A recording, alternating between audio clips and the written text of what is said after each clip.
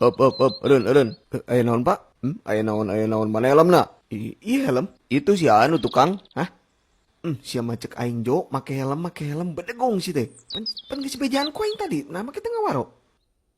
Eh, ampura Jo, poho sumpah aing mau niatan kadinya eueuh. Ah, kan bae udah terbiasa dah aku mah. Bener Jo, refleks aing ngembi mah. Ah, kan bae cek aing geus.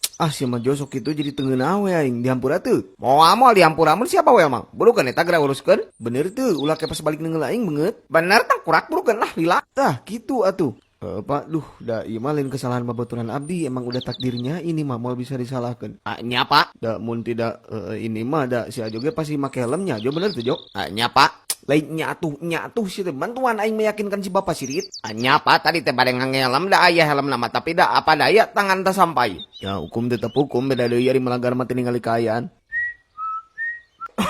Dia bakal ngerokok. Hampura tara abi mah. Hei, kari kitu mah. Bapak terang iya tuh anggota BPR di dia. Padik dik sanes. Tah, eta kumaha gitu? Kade eta Bapak abdi eta. Ulah Laura. Nah, Bapak abdi ge anggota BPR wakil ketuana. Nah, wakil ketua teu usum. Ibu saya dong ketua banteng.